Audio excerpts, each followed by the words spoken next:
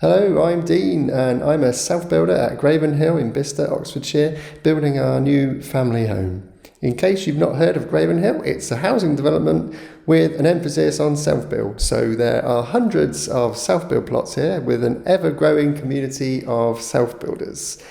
The community is pretty unique and certainly one of the best parts of building at Graven Hill. So I thought it would be interesting to talk to some fellow self-builders and share some of their stories. This is the second in the series, and this time I've been speaking with Nerina and Philip who've built a 4-bedroom home. Hello, Nerina Philip. Hello, Dean. I was going to start off by just mentioning that every month the self-builders kind of get together for a coffee meet-up. Mm-hmm. I've been doing that for the last few years, only interrupted by the current coronavirus pandemic.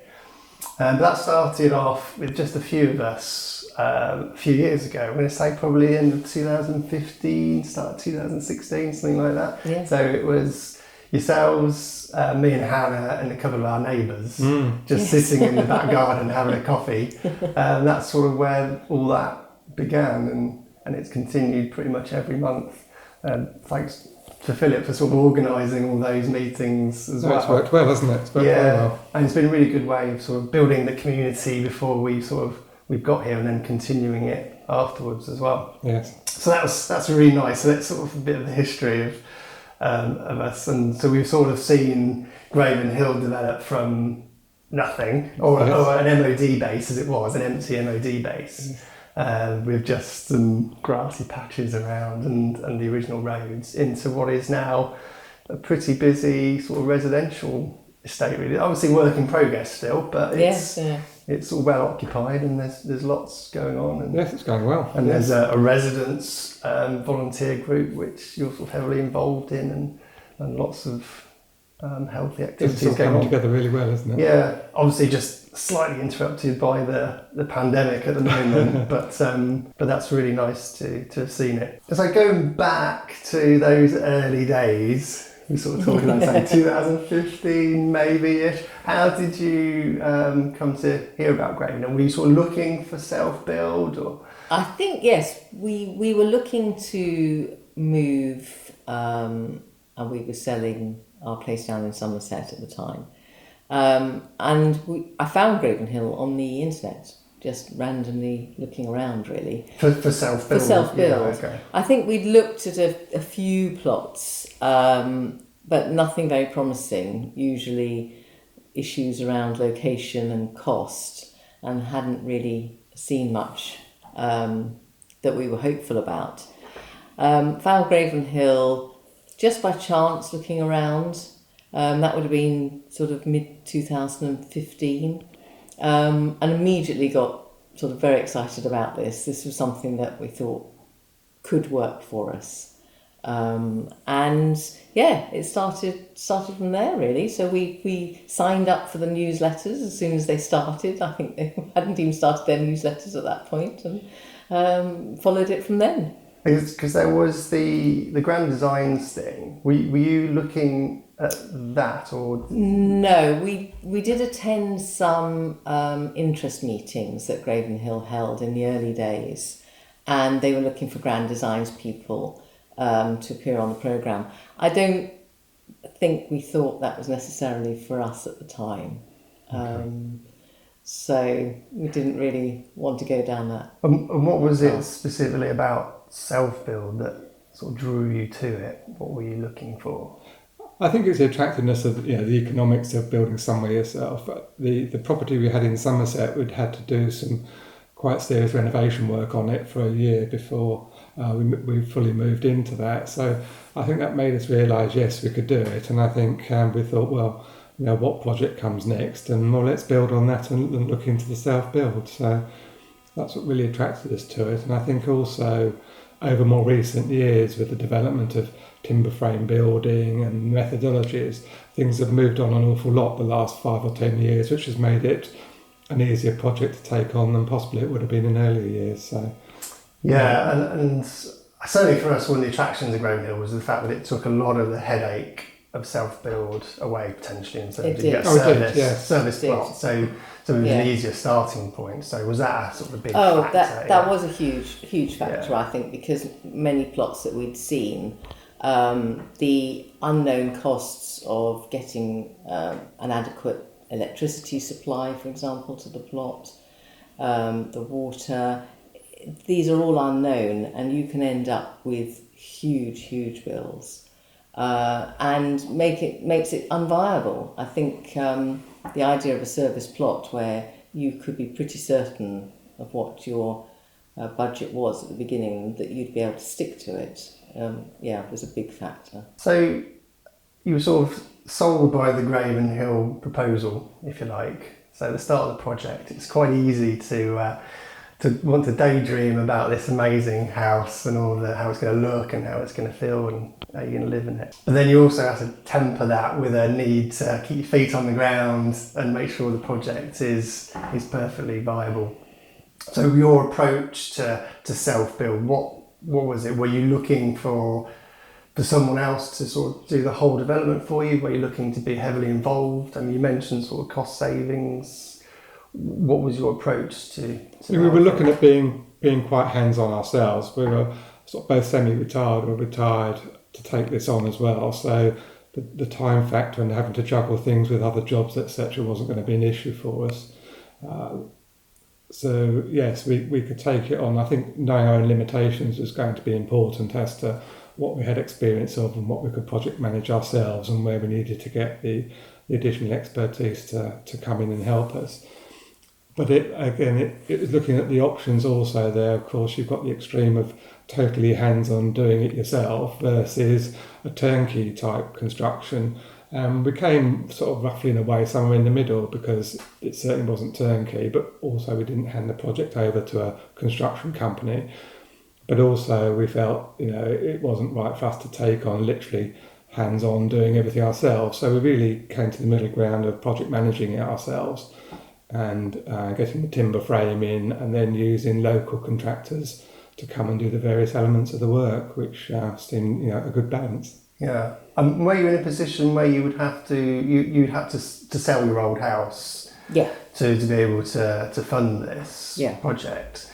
So how did you sort of view that? Were you looking to maybe get that all done before you started the project, or sort of have them overlap and then have temporary accommodation? Yes. We sold our property and we moved locally once the project was ready to start, and we rented about 8 miles away from site. Yeah, which I think is a good way of doing it, because the stress of trying to time a sale of a house is very difficult, and with uncertain times, who knows what can happen. That's right, and it's a nightmare for the finance. If you don't have the finance behind you, it's going to be extra stressful. Yeah, and I think in order to do that and feel comfortable with what we were doing, it was much better to sell our property, factor in to the budget renting for a few months, and you knew then what money you had, and you could go from there. So were you in a position to be able to finance the new build completely from the sale of the Yes, we were, yes. So we were very lucky, but then we're semi-retired, so we wouldn't want to be taking on a mortgage at this time of life. And so you obviously still have to come up with a very sensible budget for the new house to make sure it doesn't go out of control. How did you go about setting the budget? Were you looking at kind of a cost per square metre, or? I think it was a multiple approach, actually. It's really, really important to write a good budget. It's just sanity in the middle of a project when it's all going out really fast and you're paying out huge sums of money. It's quite scary. The only thing that keeps your sanity is to have a good budget and to be tweaking it and looking at it and working out where you are. We started off by having it done very roughly. What did we, did a lot of research on the internet. What did things cost? And we worked from there. We then started getting a few more prices in, perhaps, read a lot. There's, a few good self-build books on the market. There's also a company called ProQuant, yes, that you can, it's quite cheap. I think it's £150 or something. If you send them your plans, they send you a rough budget for what they think it will cost. And it is quite detailed, and that just helps you, gives you a bit of confidence that you're on the right track. Yeah. And we built the budget up over a period of time, I think, Yeah. as we felt more confident. We kept adding things in, refining it until we thought, actually, that's quite reasonable. Always have a good contingency, because it's not for things that might go wrong. It's for the things you just haven't thought of, like your door handles will cost you a large amount of money because you have a lot of doors. It's surprising. It's a bit like building a budget. It's a nice way of putting it, actually, because it's very much like building the house. You have to have a complete. So it's like you wouldn't just half finish a house and just forget the rest. So the budget has to include everything. And if you've got a set, like you say, you've got a set amount of doors, you need hinges, door handles, and these things do add up very, very quickly when you start putting it all in. And it is quite scary how suddenly you thought you had a lot allocated, and then it all goes very, very quick. I think the thing is as well is that some things that can be a more definite cost, such as if you know where you're going to source your windows and doors from, then that's a pretty firm cost quoted at the end of the day. Whereas how much it's going to cost you to plasterboard and plaster the house, something like that, is far more of an unknown. So yes, there are elements there where you can be pretty sure of the cost. But as Nerina touched on, the thing is these days with the internet, of course, there's so much help and guidance and experience out there. And again, from the Graven Hill side of things, this development, you've got the Facebook group and people are always really helpful and supportive on there. And if you put a question on there, roughly how much does plasterboarding per square metre cost people, hey presto, within a few minutes you've got a lot of answers back from a lot of people. So a lot of the guesswork does go out, I think, of the budgeting now. There's a lot of help out there. Yeah, and of course with you build a budget, and then as you go through the project, if you decide to change certain specifications, maybe you increase the budget somewhere, you know that you've got to reduce it somewhere else. And so if you just keep adding and adding and adding more, that's obviously where things get out of control. Yeah. So very important to keep going through that loop. So did you come to a position where you were sold on the idea of Graven Hill, you got a reasonable budget together, and then you say, okay, we'll go for it. At that point, did you feel you were making that decision with your head or your heart?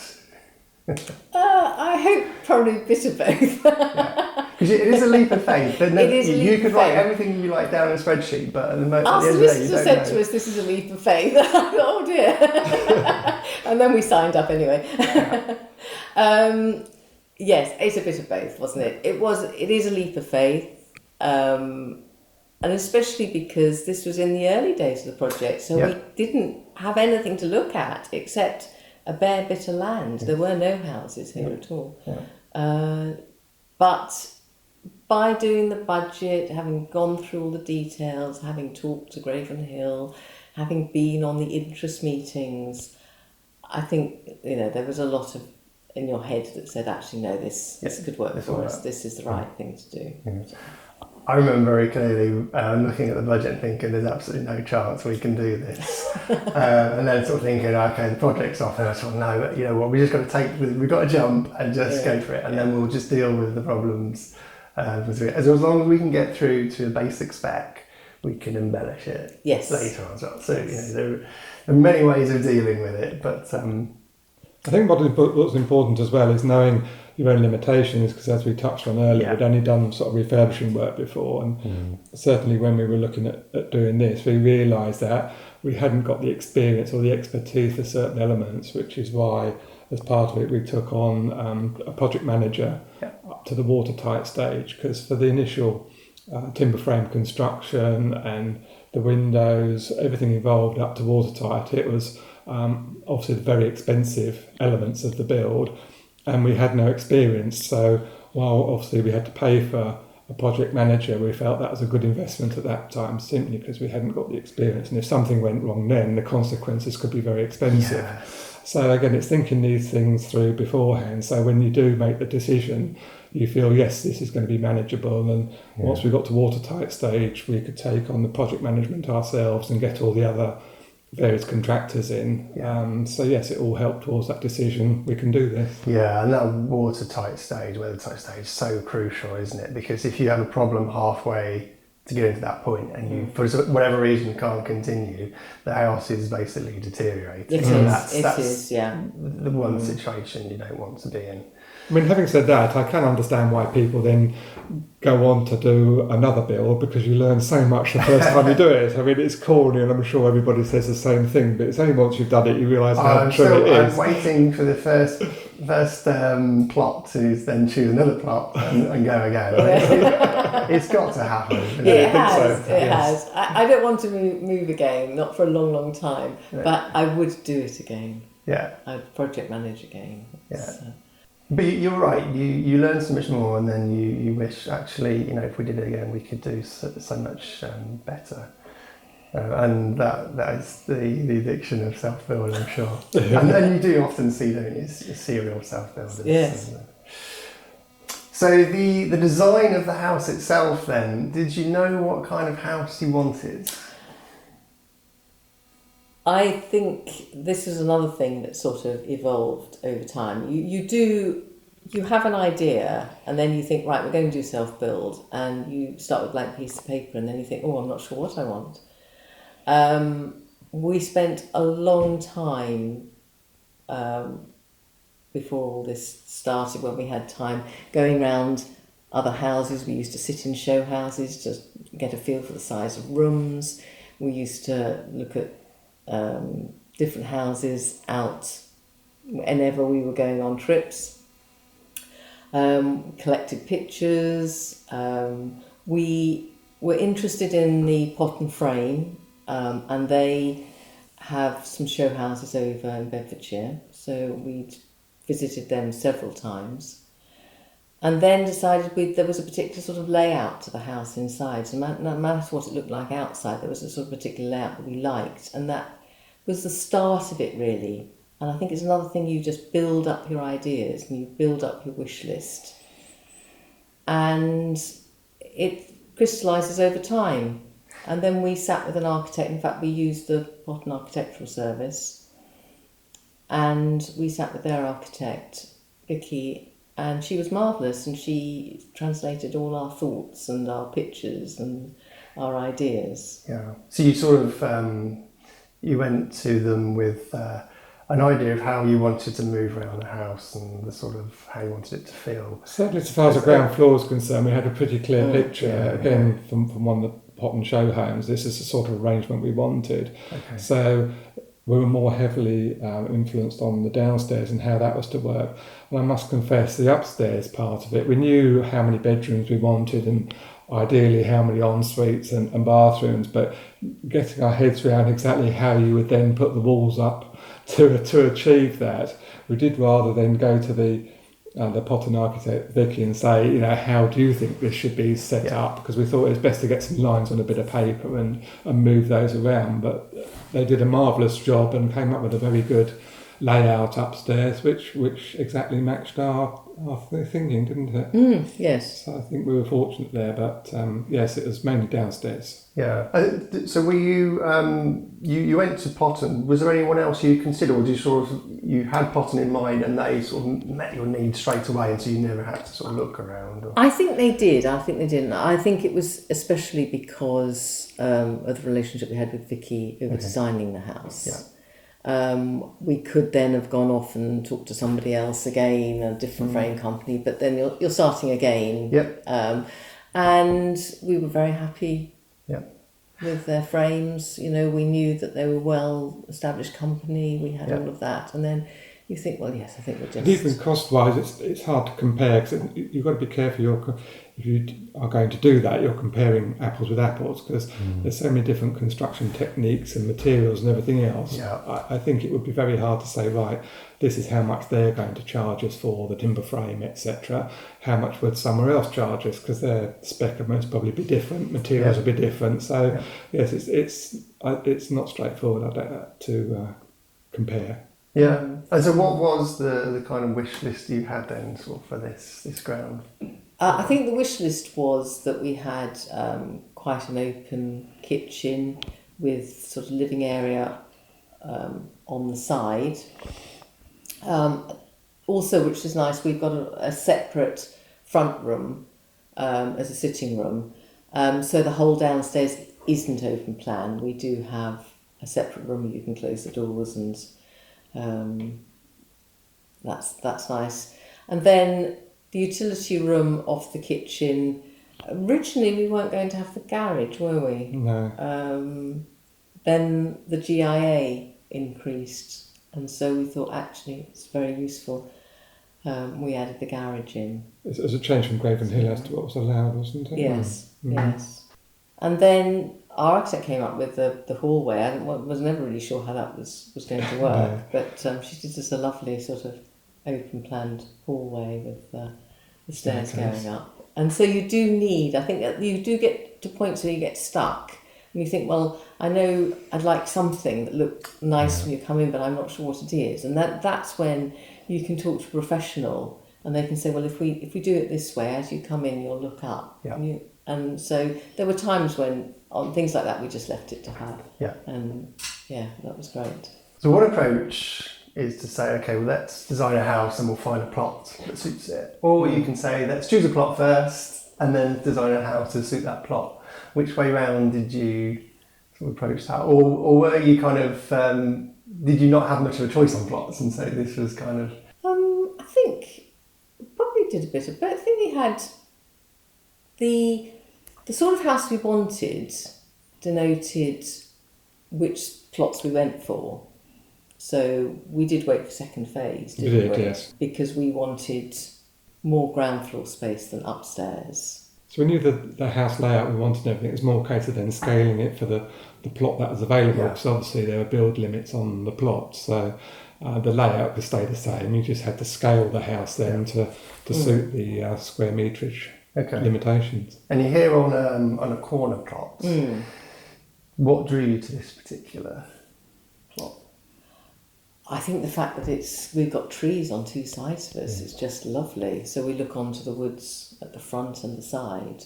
And they're being retained, isn't it? That was the thing as well. Yes. Even with the future developments, they sort of leapfrog the woods. So Yes, so those views will be yours forever. Yes. And it gave you the opportunity to there's a balcony on your bedroom. Yes. So you can sit there in the mornings, you get the sun coming through. So that's sort of... that is the morning sun.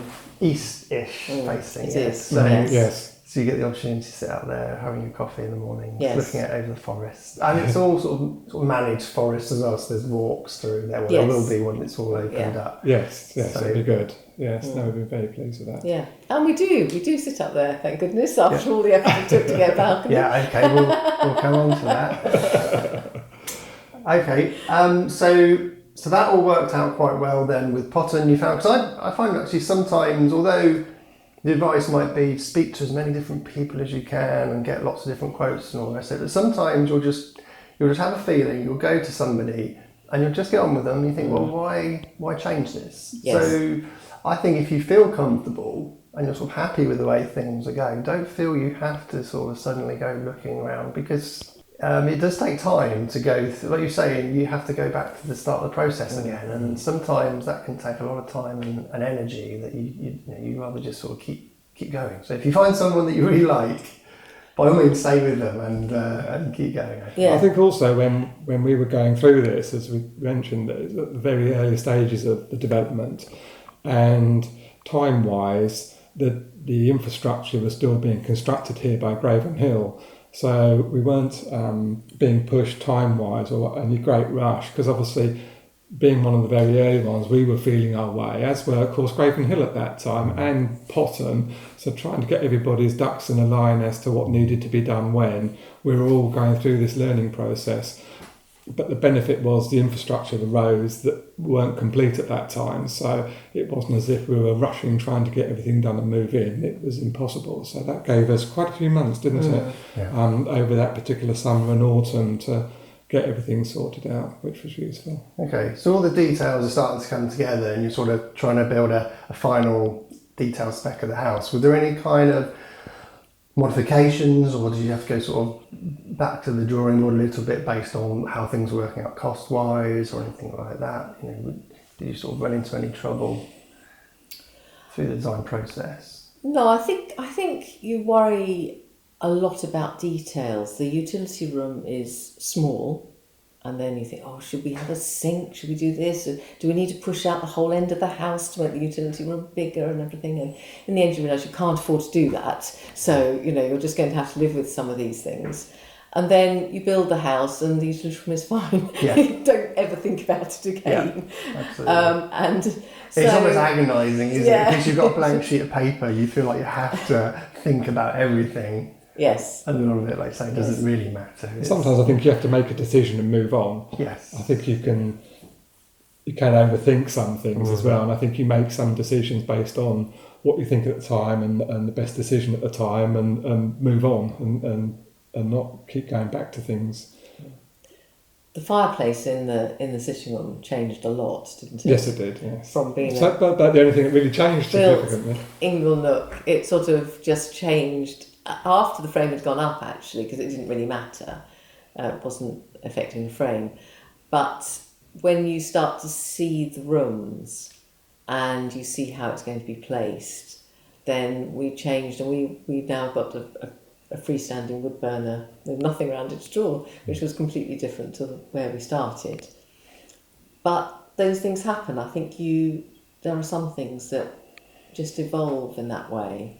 So they're not particularly mistakes, because you don't spend any money changing it. It's just you change your ideas. But you're right, you can overthink a lot. Yeah. And that is a real... Can be a painful process. Yes. Yeah. And then you come to the real details, like choosing door handles, and you suddenly realise there's hundreds, and you go, oh my God, how am I ever going to choose one?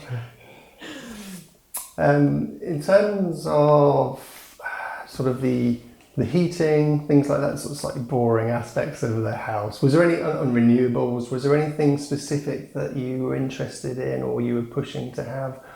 Or was it just a case of a nice simple system that worked? Well, I mean, some of it is, if you like, the hard finance of it, in that, as we touched on earlier, that all the services are provided to the curbside. So things should we have gas central heating? Well, literally the gas is at the back of the footpath, so that makes it very easy to use. And then things like the electric side of things, obviously with solar panels, it's payback periods against upfront costs. And I think that can differ an awful lot with the size of the place you have, how many years you envisage living in a place to get the payback on some of these things, and also obviously people's personal priorities on renewables. So all those things bowled in. We haven't got renewables as such, have we? No, we did pay for extra insulation, so we sort of put our money into quite a heavy insulation. It's funny when insulation arrived, because I couldn't believe that amount of insulation was going to go in one house, but somehow it all disappeared in. I mean, they do say insulation is initially the best investment to make to save energy costs. And it's certainly, again, now we've finished, we found that to be true. It works well, but...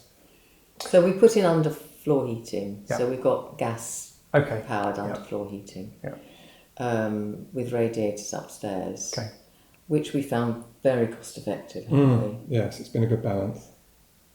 Yes. It's a nice. Essentially, we've got gas fired boiler as well, and it's a nice simple system. If things go wrong, it's simple to fix. I know that gas is sort of being phased out, but certainly for the time being, it's a nice, easy approach. And I remember sort of thinking about that, and my head was already hurting, to be honest, about the rest of the side of the house. And the fact that I could just say, okay, a gas boiler, it's a nice, easy decision. I was perfectly comfortable with it. And we also put in lots of insulation. In fact, Nerina, you helped unload the lorries. Yes, Can you remember? yes, I do remember, all those years ago, all our floor insulation, which I'm pleased to say is very much still there, keeping our floor nice and toasty.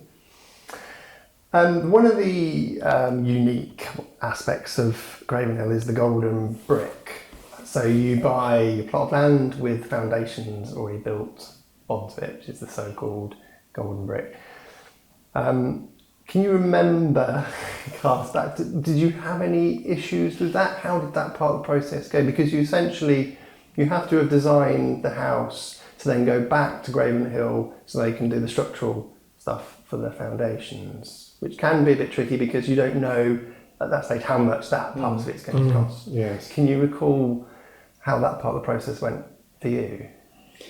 Well, I mean, I think there's a lot of people have said on the Facebook group, etc. There's a bit of unease because there's not a huge amount of transparency on the costs with the golden brick, and again, you have to take a view at the end of the day. Well, does it look like a value we can live with, and that is going to work for us in building the property? It was an awkward one, wasn't it? And I know it keeps coming up as to the degree of comfort with the cost on those. Having said that, of course, there's so many variables in there, such as the type of house you're building, whether you have normal foundations or piled foundations. Yeah. There are a lot of variables go into that equation, and then the bottom line is at the end of the day, the figure comes up, and you balance it against your budget and what you can afford, and go for it or not. But the process was relatively smooth getting the golden brick price, wasn't it? Yes, it was, and it did come out to the sort of figure that we probably reckoned. Yeah. And so we were comfortable with that. I think, and we were in the same boat really, at the start of the process obviously there's a lot more uncertainty into that because there's no precedent for it, whereas now at least there's a good range of housing here. Yes. And so there's a good chance that somebody's built a house quite similar in spec to what you're looking at, and so there should be a bit more, or it should be easier to predict. But there is no doubt about it that it is an unknown cost still, and so you do have to allow, this is coming back to the contingency thing, that's certainly an area where you need to allow a good contingency. Yes. And one you can't escape, because obviously it's the very first thing you're going to have to pay for. And there are options on the golden brick as well now, where when we had it, there weren't so many options to include or not include, such as now I believe you can include all your service ducting to be installed at the same time as the foundations are constructed, and things like that, which, yes, my advice is, yes, get those done at that time, having had to dig a trench myself afterwards to lay all the services, which was not my favourite pastime. No. The clay soil around there, and then you throw a few rocks in there. It's pretty solid, yes. You either hit something solid or your spade gets stuck. And again, it makes sense. While the foundations and the drains are being dug, then why not dig another trench and put the services in? Obviously, at that stage, you would then need to know where your services are going to terminate at your building, which wasn't initially that clear with ourselves, but it's something that can be overcome. But so there are optional elements of the golden brick, and it's worth considering carefully taking those on. I just wanted to ask actually, the design of the house, so we talked about sort of a little bit of the interior, but the exterior style of the house, where was your kind of inspiration for that? Was that something you already had in mind, or was that from Potton? I think we sort of thought about various external treatments for the house. I think it was influenced by the fact that we are in Oxfordshire, so it's local Cotswold stone, which comes from a quarry about 20 miles away. Yes. It's the same sort of colour palette as houses in Bicester. And it's a traditional look because it's Cotswold stone with a slate roof. And then we hoped the balcony on the front would sort of give it a little bit of a contemporary twist to it. And I just think we liked the looks. And so you're going to build your own house. Absolutely. This is the time to get the house that, you always wanted. And the beauty is that these days you can build a house to look however you like, but the inside can still be, toasty warm and comfortable and energy efficient and all the rest of it. Yes, which is the beauty of building a new house. Absolutely, totally. So the actual build process itself, so you've got your budget sorted, you've got the design you're happy with, so now it all starts. So Graven Hill what they deliver to you is the plot, obviously, with a slab or whatever the foundations are going to be, and then you get going. So obviously you were talking to Potton, so they were kind of the main contractor, at least to begin with. So what sort of package did you have? Was that sort of weathertight stage? No, it was just the timber frame. Right. Okay. So it's purely supply and erect the timber frame on the plot. Yeah. And then we employed other contractors to do all the other various elements of the work outside that, with, as I touched on earlier, a project manager looking after it. Okay, and so when you're bringing lots of different contracts together, especially for a crucial part of the structure like the weathertight shell, the integration of all those people becomes really important. So that was that the project manager's job to make sure that all those trades were... Certainly initially, there's not an awful lot that could go on simultaneously, because obviously when the timber frame was being built, all that could be done was the timber frame. And then once the timber frame was just about complete, we could then commission the stonework building work to start outside. And again, while the stonework's being built, there's not an awful lot else can go on. So those initial stages, I felt, the trades are following on one form from the other. Okay. The only difference was when we got a long way through the stonework, was then trying to get the roof slated, for example, at the same time as the walls were being constructed. And that worked to a degree, but then they couldn't finish the roof off until the walls were complete. So you then suddenly realise what's on your critical path. And it's the same with timing the window delivery and things like this. It was that was where the project manager input was helpful as well, because there were joint decisions, and where we weren't sure, at least we had a project manager who could give us guidance on when certain things could be done. Yeah. It was only really after the watertight stage you could then start to get quite a few people working simultaneously, doing work inside, outside, and various carpentry work and electrical work. It could all be done together, but those initial stages, do you think that's right? They were really following on from the other, weren't they? And yes. I mean, things do go wrong, and you have to just live, you have to accept that. Nothing... they arrived to put our windows in, and the scaffolding was still in the way. We couldn't move the scaffolding because the stone chap needed it to still be there. And, there was a whole sequence of events that it just didn't work. So they arrived to do the windows and they had to go away again, which was disappointing. It happens all the time with self-build. You just have to learn to keep managing all those situations. 3 weeks later, they came back, they put all the windows in, it was all fine, forgotten, and we're off again. So it does very much feel like you're firefighting all the time, really. Trying to head off the next crisis. But these are all the things that, like we were saying earlier, you learn all this stuff, don't you? And then if you did it again, you'd know about all that. I think it's degrees of seriousness as well, because you were touching on the windows and doors, they couldn't fit them. So yes, they had to go away and come back another day. Now there's a charge associated with that. It wasn't a huge charge, but there was a cost involved. But we felt we got the timing right, and our project managers had agreed. And unfortunately, that didn't turn out to be the case. But again, you make the best decision you can at the time. And if you have a hiccup like that, yes, there's a small charge, but let's face it, in the overall cost of a build, it wasn't the end of the earth. So. But sometimes I think stress-wise you need to keep things in proportion as well. That's why it's annoying, frustrating. It's not huge expense, and it's not knocked everything off course. And you need to have sort of cash reserves available to get you through some of these things. Well, like I said, there's additional costs. Yes. If you're literally living on the edge all the time, then you could get stuck quite easily. There are times where you just have to put your hand in your pocket and just pay your way out of a small problem.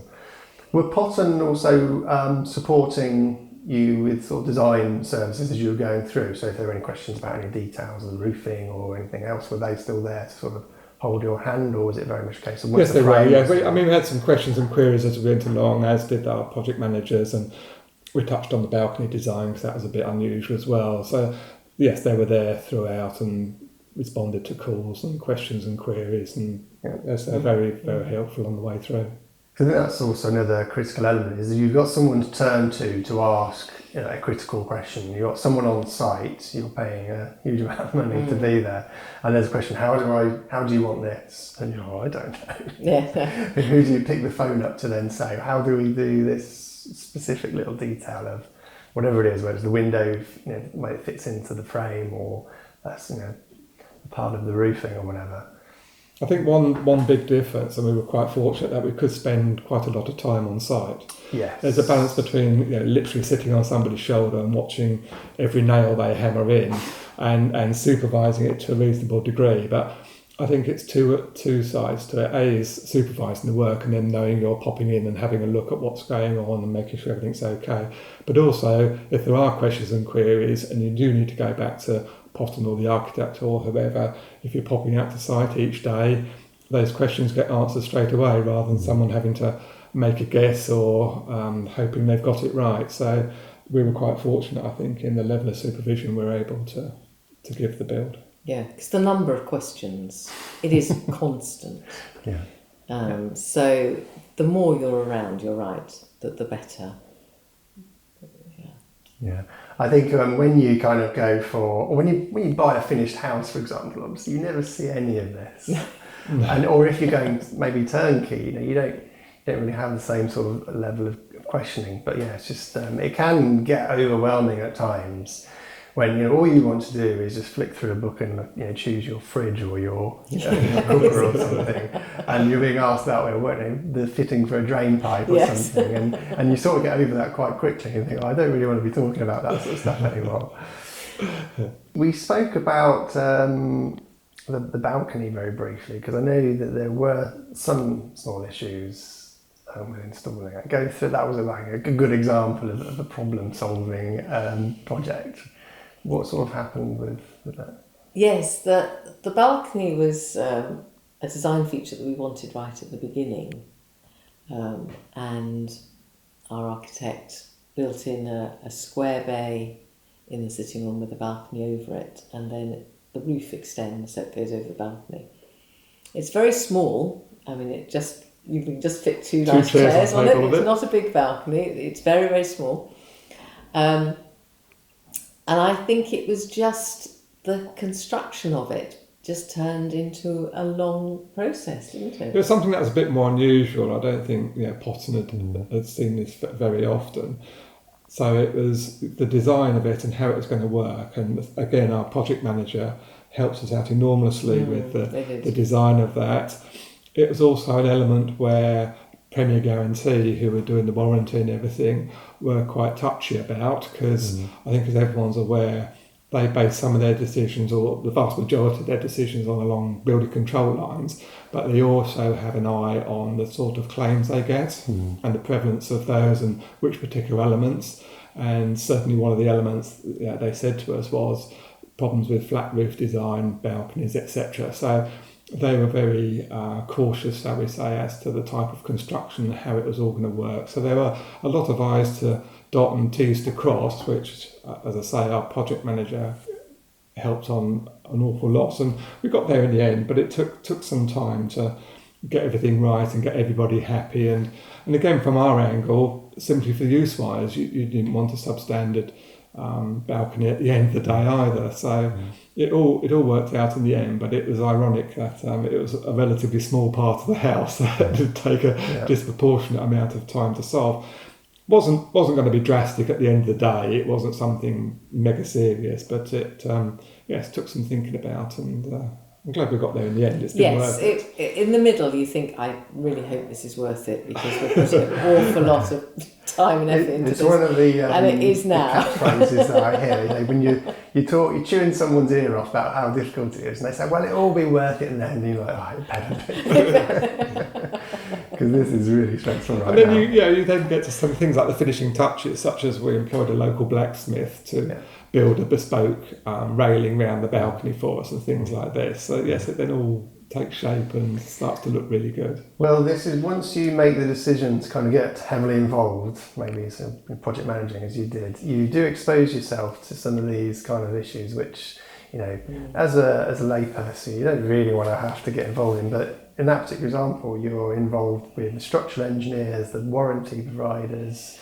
the architect, so you've got an eye on the aesthetics, the structure, the waterproofing. There's so many different factors that all have to come together, and any one of those people can kind of stop the whole project moving forward.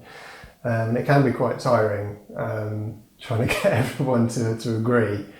You basically keep going around the loops, and so if you hand over the whole project to someone else, they're dealing with that. You never see it. No, that's right. If you're really involved, you will possibly be exposed to that kind of stuff. Yes, it's the decisions and coordinating it all, so everybody's happy. And at the bottom line, at the end of the day, let's be honest, is Premier Guarantee had to sign off; they were happy. Yep. Yeah. So, But by being so involved, the balcony's a good example because halfway through all this trying to work out the structure of it and how it was going to work and how Premier were going to accept it, we sort of got the message that we wouldn't be able to have the bespoke iron balustrade that we wanted because it was a one-off and it would be difficult to prove that it was fit for purpose. And we sort of got the impression that we might have to go down and just buy something, and that was a bit of a disappointment really. But as it went on, because we stuck with it, and we talked to Premier and discussed what we wanted in detail and got their agreement for it, we then invited the chap who was going to make the railings up to meet the inspector. They had a chat, they were very happy between the two of them, and all of a sudden we had the iron railings back, we had the balustrade back again, which has turned out to be such a pleasing feature on the front of the house. And I don't think if it hadn't been for us sort of just keep going on and on and on, pursuing it, and getting these people talking to each other, you wouldn't have got there. Yeah, they all have to sort of have a confidence, don't they? The more you know, the more they know about it. So Premier, for example, the more confidence they have that it is up to the job. You can understand from their point of view, if you could get all sorts of suggestions of things you could do, and they're the ones that are liable at the end of the day. So very cautious. Absolutely. So the more confidence you give them, then And it's also, as you mentioned there, it's the fact that when Premier met the balustrade blacksmith, he knew the regulations about what size gaps were allowed and what size gap was allowed at the bottom, the minimum height requirement. And again, it gives them confidence that this isn't some fly-by-night guy who's just going to bang something together and nail it on the wall. They really did know what they were doing. And he bought samples of the rings that he was going to make it out of, and that was the breakthrough. That meeting was a short half-hour meeting, and it was the breakthrough world of difference. of moving that on. So did the build sort of take as long as you expected? Was it longer? Or did you have a hope for when you would be completed? I think we always hoped to be in for the winter, and we were just. Yes. The thing was, we mentioned earlier about the stonework. That was a bit of a treat for us, having the stonework on the outside, because it wasn't by any means the cheapest solution. But it also took a long time to build because the type of material and the dressing that was required before laying it. I think it took 10 or 11 weeks to lay the stone on the outside of the house, which was quite a significant 3 months of work where very little else could be done at that time. However, having said that, of course, the summer we did it was a long, hot summer from May to October, and indeed the guy doing this stonework didn't lose one day due to rain. So we were fortunate there that work continued non-stop, didn't it? Yes. And then after that, things came together very quickly. So, I mean, and had we picked another material or another type of cladding for the outside, that only took 3 or 4 weeks. We could have obviously chopped 2 months off the length of time of the build, but again, it was something we really wanted. So while it did take a bit longer than we thought, it was something we wanted. Yeah, and months can disappear. It's a bit like the money. Thousands of pounds can disappear before you even know it, and months can disappear before you know it, or in our case, years can disappear. And so it's very difficult to sort of put a flag in the ground and say, well, that's when we're going to be finished by, because you just don't know. Well, that's the thing. At the end of the day, when you're getting near to completion, you have got an eye on the fact that you are renting a property in the meantime. So that's then the driver to say, right, let's get all the boxes ticked. Yeah. That are the minimum requirements, so we can then move in and stop the rental. Yeah, absolutely. Well, can you remember sort of the emotions as you were nearing the end and you were sort of getting ready to move in? We were exhausted.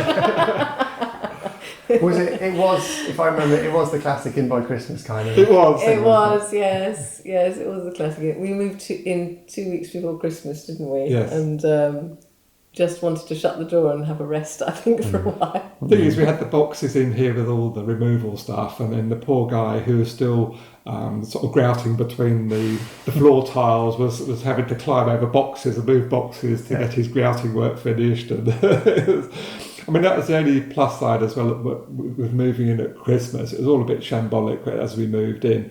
But then, of course, you get a couple of weeks period where nobody's working. So literally the dust could settle and we could sort of start sorting things out. But yes, it was an interesting period. But again, had we delayed much longer just prior to Christmas, then we wouldn't have been able to move in for another month or so. And that's another month's rent. Yeah.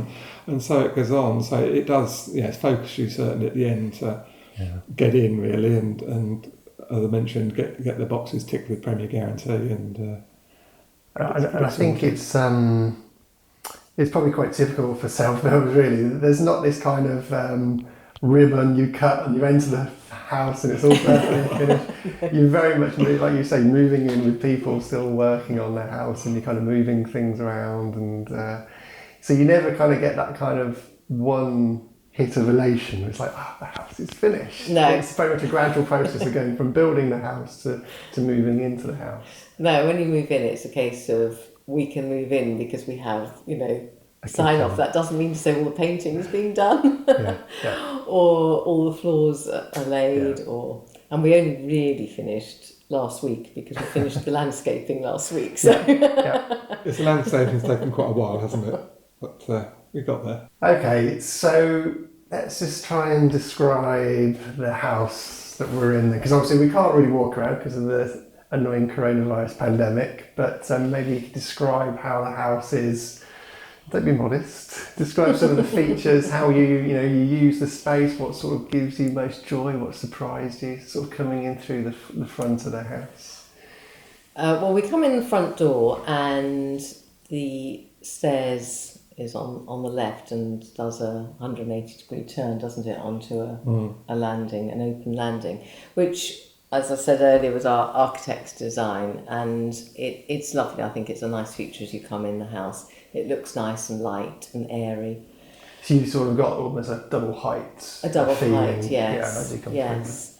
And then you walk to the back of the house into the kitchen, and we have quite a large island in the kitchen, which is really useful for eating, getting the family round. One of my favourite features about the kitchen is that we had a larder built in, and so I can open the double doors and have floor-to-ceiling shelves, and that's wonderful. I just love it. We have a larder, and I have to say I'm a big fan. We're at our old house that we're renting. We've got all these pokey little cupboards, and you're constantly opening and closing it. It is a nice feature there. Yes, yes. I mean, again, that is the benefit of designing it yourself, isn't it? You know what you like and what you'd enjoy having, and this is the opportunity to include all that. Yeah, and we thought a lot about the kitchen, especially this business of cupboards and scrabbling in the back of them. And because I'm not very tall, wall cupboards that I can't reach. So they're all half-height so wall cupboards. We have only 2 wall cupboards. Every cupboard is either a pull-out drawer or it has some sort of rotating pull-out tray. Which is just lovely. It just makes it so easy. Make full use of the space, can't you? Yes. So that's a real bonus of the kitchen. And then it opens up into a living space with some French doors onto the garden. And again, it's, French doors, we thought ages we were going to have bifold, we were going to have all sorts sliding, you go through all the things. And finally you sort of arrived at French doors, and then you worry about whether that's the right decision. And of course now they're here.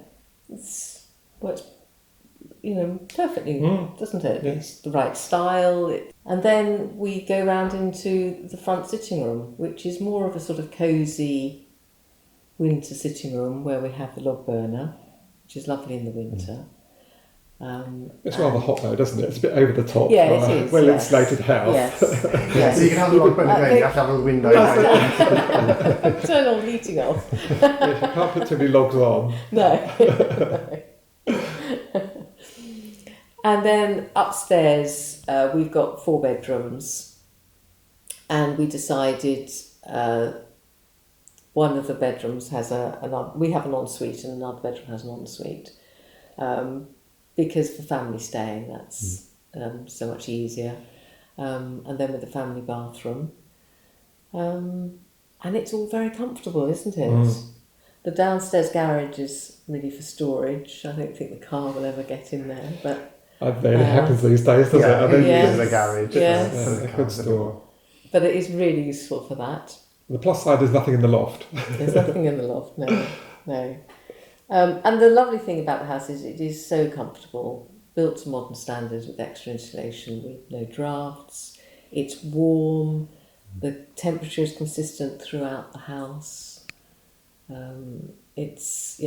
Through winter, this is a lovely house to live in. Yeah. And you sort of mentioned the kitchen. I've been in your house. I know that you've got sort of roof lights. It's all.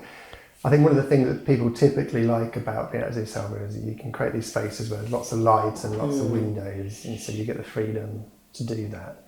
And the kitchen is sort of one of the areas that a lot of people sort of focus on, because modern life tends to sort of rotate around the kitchen. It does, and I think this is why so many of us have islands now, because it's such a comfortable way to sit, and people can sit and have a drink, and you can still be doing things. It's a very, very sociable space, and that's what we all want these days. And is there any sort of aspects of the house sort of turned out slightly differently? Have you sort of lived in it differently to how you expected? No, I It's don't very think much sort so. of connect your original dream of how you would live in it. Yes, I think it has. And do you regularly sit on your balcony for morning coffees? Do actually. So if you ever want to see Philip and Nerina, just drive by sort of 8-9 o'clock in the morning. And, It's a bit weather dependent sometimes. It's isn't weather it? dependent, but obviously you can imagine during May, this May, unfortunately with all the lockdown and everything, but it's the weather of course has been superb. So yes, a lot of the mornings we were sat up there. But it's funny, it works both ways as well, 'cause it's nice having the sun up there in the morning to sit out and drink a coffee, and then on a really hot day it's actually in the shade there because of the location, but then in the afternoon that's great because it's really hot and you can sit out in the air without the sun shining. It's really worked well, that. Yes.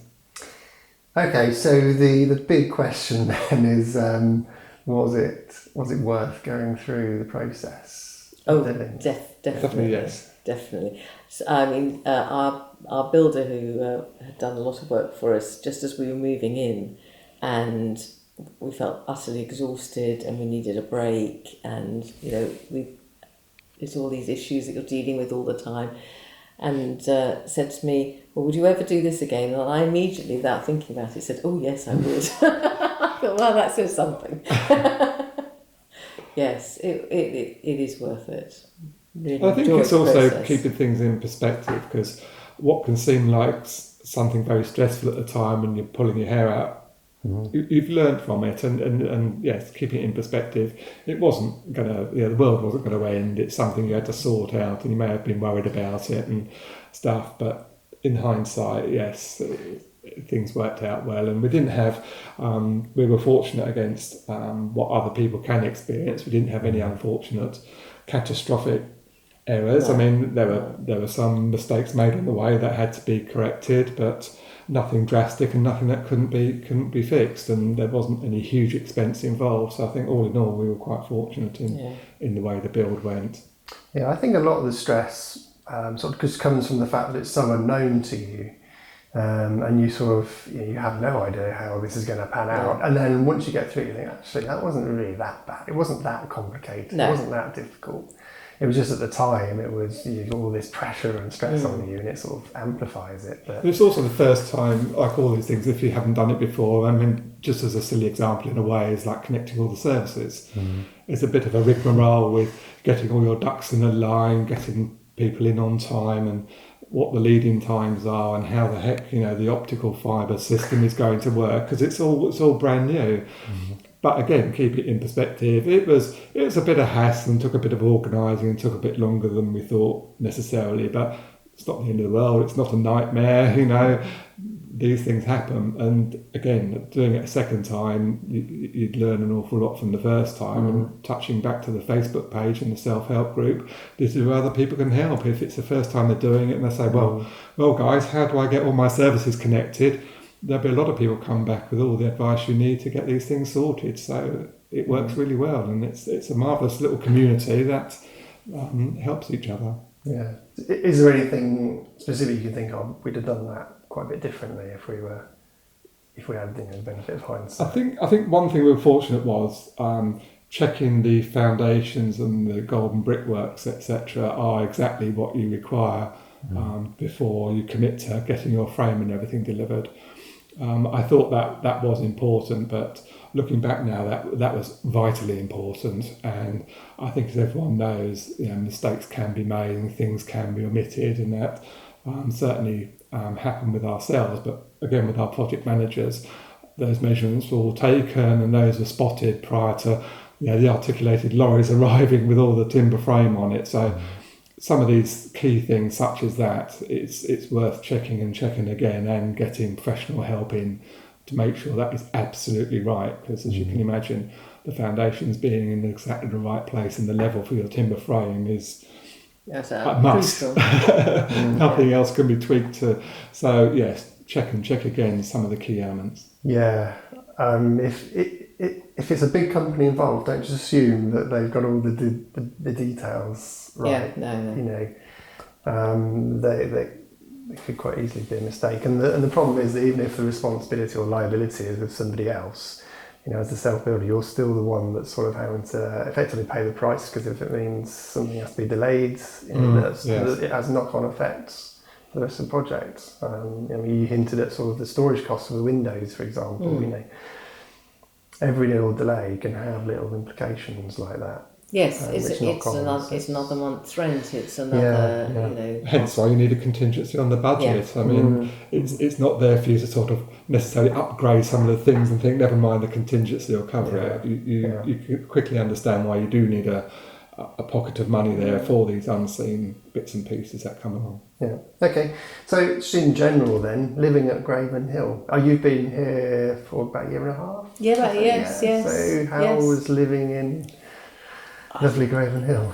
I love living here. It's fascinating because there's entertainment outside the window all the time, with all the other houses being constructed around us. Because as we mentioned, we were one of the first up this part of the working up this part of the site, so all the work's been going on around us. Yes, it's been a bit noisy at times, but certainly it's so interesting, so many different properties going up. And community-wise, I think as we've alluded to earlier, with the Facebook group, so many people so well before you even come to site. It's great. I don't know anywhere we've moved where so many people so quickly and everyone's so friendly and helpful. It's turning into a very, very nice community, and yes, very pleased. Good decision. And you'd recommend to others interested in self-build? Definitely. To at least consider Graven Hill. At least consider it, definitely. I mean, the thing is, it's all pros and cons at the end of the day, because as we were saying, they've got the services on the back of the doorstep, but then some of the plot sizes are relatively quite small once you put a property on them. So it's all these things of balance and what people's priorities are. And if there's a combination, it works for them, then yes, they're going to have a great time here.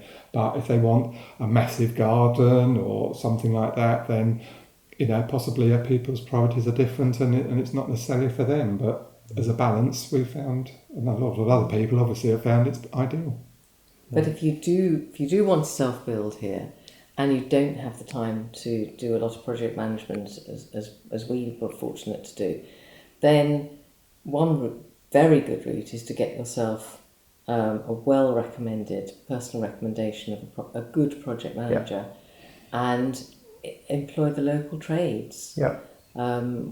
It was certainly a route that worked well for us. Worked very well, yes. And you do get exactly what you want then. And we found the trades very, very helpful. And they know each other. They tend to get used to working together, such as the electrician, the plumber, And rather than have the problem of trying to timetable things and making sure they don't get in each other's way, if they've worked together before and they've got a good working relationship, they just get on with it. And again, we were fortunate with that, with our builder, plumber, electrician. They knew each other, and again, that's the benefit of having somebody local to come in and do it. Yeah, there's nothing quite like a personal recommendation. If you can see at least with one of the projects that's gone really well, it gives you enough confidence to say, okay, we'll hire. Yeah, So absolutely. and so. And now there's quite a few of us on site. It's easy, you say, who laid your screed? And you'll get, 3 or 4 names of people who all did a good job. Yeah. And also some of the hard work's been done as well, because when we were doing, for example, the screed's a good example. There are quite a few companies out there will do it. Not many people here had it done, so we were having to go out getting quotes from a number of companies and then balancing those with cost and quality. And of course, now if somebody comes to us and says, who would we recommend? We would obviously recommend the people we use because we were happy with them. We've already done the work of getting competitive quotes and looking at the quality, and that's been our decision. So hopefully it's a shortcut then for other people who want to do similar work, and that applies throughout the build. Yeah. And that relationship that you mentioned with the project manager is really, really important because it's such a crucial role. And it's if you find you don't get on with someone, then probably better to steer clear and continue till you find someone you can pick up the phone and have a conversation with. It's so important. Yes, if you're not project managing yourself, then your relationship with your project manager is vital. And I think there's also a difference between project managing and supervising, because you employ a project manager and yes, they help coordinate things, they come to site once or twice a week, for example, to make sure everything's working nicely, but they're certainly, well, in our case, I guess you could specify differently, but they weren't here to supervise their work. Yeah. They weren't here all day, every day. And I'm sure if you paid more, you could get a project manager to do that. So again, it's not one thing or the other, it's what suits you. And if you can do a high degree of supervision and call in every day, then you need a project manager who maybe only has to come once a week or is there to troubleshoot. So there are choices. And and absolutely. And like I say, there's so many different options here, whether it's a larger plot, smaller plot. You can project manage, you can self-build yourself, you can go turnkey. So there's sort of a range of options to suit everybody. Yeah. But, okay, great. All right. Well, thank you very much for talking to me. Really It's a appreciate pleasure. it. Thank you, Dean. Pleasure. Obviously, it's nice to see your house come up from nothing and sort of be living. If anybody's got any questions or queries at any time, Yeah. by all means get in touch. All right. Thank you very much. Okay. Thank Take you. care. Okay, that was Nerina and Philip's house. It was lovely to talk to them, see it all come together. If you'd like to see some photos and some links to some of the trades and contractors they've used, then head on over to theselfbuildvillage.com. You can see all that there. If you're a self-builder and a plot owner at Graven Hill, you can also log into the website for some more information, some more help. And there's also a link in there to the Facebook group where you can get lots of advice and help from other self-builders here at Graven Hill to help you with your own project. Next time, I'm going to talk to Karen and Reese, who have built a 5-bedroom house just down the road from us. So really looking forward to talking to them about that. So see you next time. Cheers.